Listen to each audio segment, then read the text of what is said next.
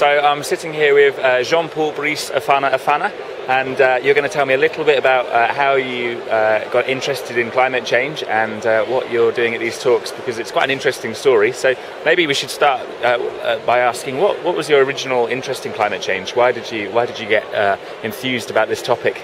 Okay. I'm from Cameroon. It's a vulnerable country with climate change consequences. And since I'm a child, I'm working in a low area with very affected by flooding. And I was not very aware about why we have flooding increasing every year. We have floods increasing every year.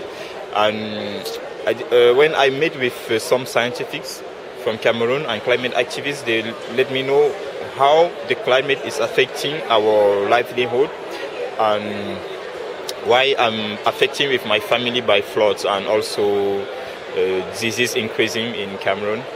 So I decided to see how I can contribute to stop this situation.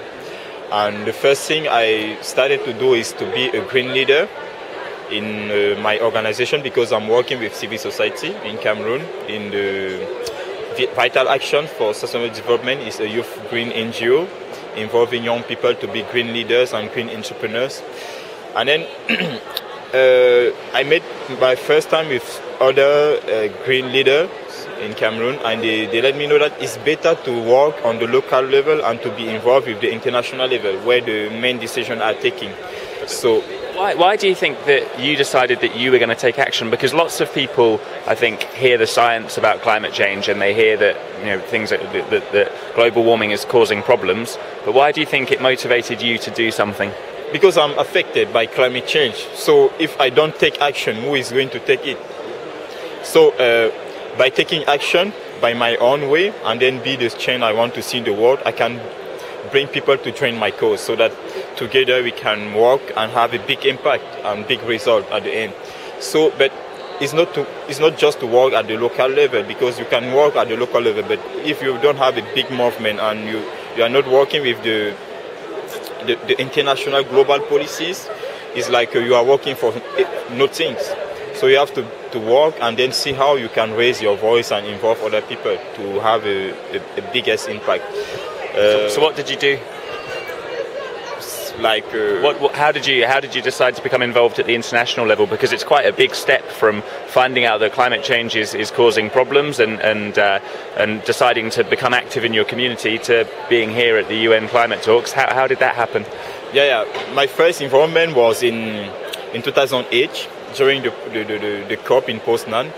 I was following the process, the negotiation and the discussion. So the COP in Poznan is the climate talks which took place a couple of years ago now, before Copenhagen and before these ones. Yep. Before Copenhagen.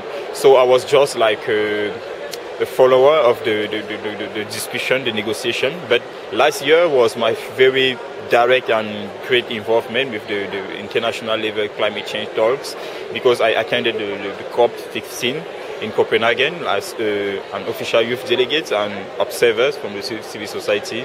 How did you attend? How did you attend Copenhagen climate talks? Yeah, by working with my NGO in Cameroon, we are working to implement some specific projects and activities to raise awareness, implement the Article 6 of the Convention, and we are working with local partners, and one of these local partners is the national focal point of the UNFCCC in Cameroon.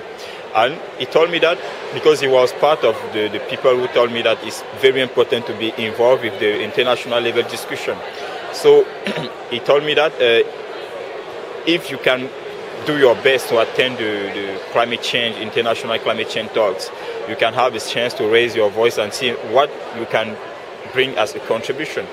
So I decided to take the lead and then be a participant at the COP last year.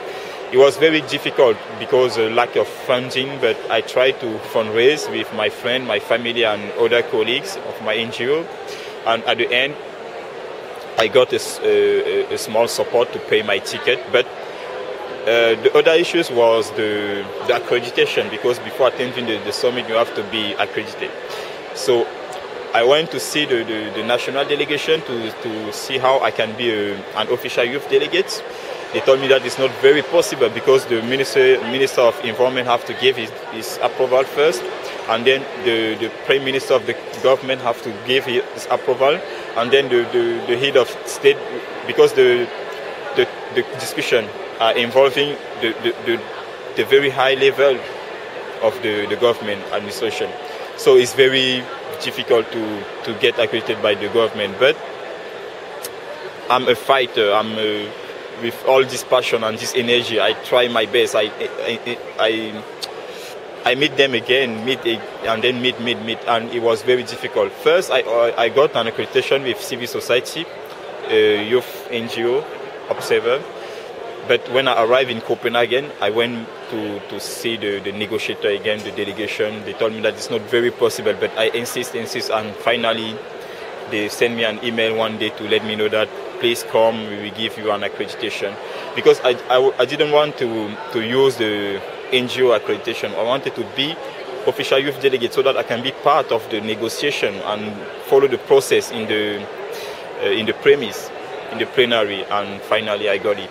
And so being part of the youth delegation allowed you to go into the talks. Yeah. What was your experience of Copenhagen?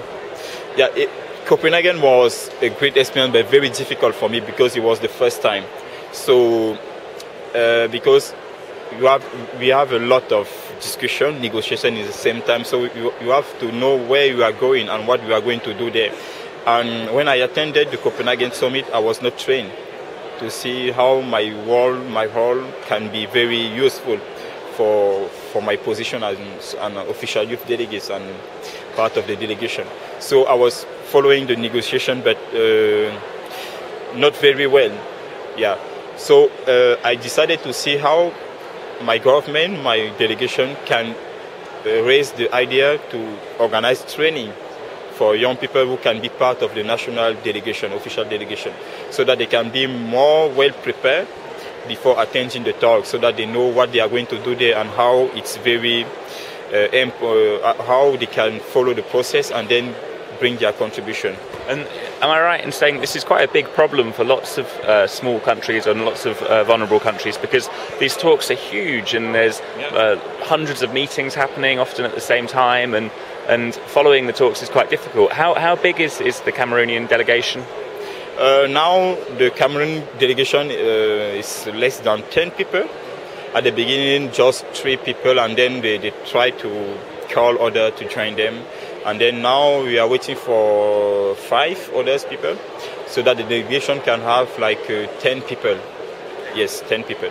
But I'm actually playing the role of reports, so that I can follow a discussion, because we have like 4 people now, and it's very difficult for them to be everywhere with all those meetings in the same time. So I'm going to join one of them and then bring a report back to see how we can take a decision and bring a new contribution or raise our voice, and then go to follow another one and then bring report. It's not possible for me at this level to take a decision on behalf of my country or my delegation, but I'm just doing a report. Maybe next year or after a few years ago, I can be, I don't know, maybe. So in Copenhagen, you were going into the meetings, and as a lot of our viewers will know, people were very disappointed with the outcomes, but you still felt enthusiastic enough about the topic and committed enough to the UN process to come back here, and now we're in Mexico. Do you think the talks are going well so far from your perspective? Not really, because in Cancun, during the institutional session, all negotiators wanted to see how they can raise their voice to have a very concrete and big outcome here, but it looks like we are not going to achieve something very concrete. And the other aspect is that in Copenhagen we were working as a bloc alliance with so many countries involved in the same position to see how they can have a big impact by doing this. But this year is like each country wants to work in its own way, like individual position. Like we have the case with Japan right now, so and we also have the case with South Africa. So it's very difficult. And when countries are going to break this block, this alliance. It's look like we are not going to achieve something very concrete this year. But we hope that the talks will be more flexible, maybe next week, so that we can have not 100% good achievement, but maybe 25 or 50%. Yeah. And what outcomes would Cameroon like? What would you like to achieve? Yeah, for example, the African countries want to see how we can raise funds during this talk to bring the necessary money in the African Green Fund to implement some adaptation and mitigation project in Africa. And this is one of the achievements of the Cameroon, because if we can raise money here, finance to have something in our green funds, it's true that we can go to implement some specific project in Cameroon after the talks. But the other thing is that we are going to work again to see how we can get the global support for the implementation of the RED Plus in Cameroon, because Cameroon is part of the Basin of Congo countries region. So and we have this problem that forests are not really a priority for some countries, but for us it's a good priority. So if we can get their attention and see how we can raise their support, is another great thing. And this year we are not very focused on the CDM, because what the problem with the CDM is that that's the clean development mechanism. Yeah, because people, some countries want to support us with the CDM, but what they are doing is just to bring technology in Cameroon or in Africa or in some vulnerable country. But what we need is to be trained how we can use local resources to create some specific CDM project or CDM initiative, so that when we have this initiative, this infrastructure, we can manage it and take care of it. Yeah. You mentioned the importance of finance for Cameroon. What kinds of initiatives, what kinds of projects is this money being spent on? For example, I will talk like I'm part of the youth network for Central African forests, and what we are doing is to train the local communities living in those forests to see how they can be involved in the climate change issues. So that, because you can take a decision at the global level, but if you are not involving indigenous people or local communities people, it's very difficult for you. These people are living with these forests every day. They have their resources coming from these forests, and if they are not aware about how it's very important to protect, to safeguard these forests, it's like you are taking your decision just for you. So we have this project looking to raise awareness about taking care of our forests in the Basin of Congo, with Cameroon involved, of course. And this, for example, a concrete initiative we are going to fund if we can raise money here. But also we have some specific CDM project to develop solar energy in Cameroon and wind energy too, because we are using right now solar energy, but it's just a few number of people, so it's not very large to have a big impact regarding climate change issue in Cameroon. So we have this kind of specific project. And how aware are people in Cameroon of climate change and of this UN process, the UN talks? Like you say that you experienced increased flooding, and this is what made you aware of it. Are lots of people in Cameroon kind of seeing and noticing changes in the weather and noticing changes in the climate and linking this to climate change? No, the access of information is very important, because you can be affected by climate change or by something else, but if you are not aware or informed about what you are affected by, it's very normal that you can say that climate change is not affecting me, climate change, or so. That's why the Article 6 implementation is very important, and it's for that reason we are working with young people. What does Article 6 say? The Article 6 of the Convention is about information, training, participation and awareness. And most of the youth organizations are working on that article, because young people organizations are working to inform other people about climate change issues, to see how they can become green entrepreneurs and tackle the problem, and also to raise awareness, to sensitize, and they need to be trained, because to talk about climate change is not very easy. You have to master what you are talking about, and you need some specific skills about, and you need to be trained, of course. So, but every problem related to the weather is not in relation with climate change, of course, because we have natural process.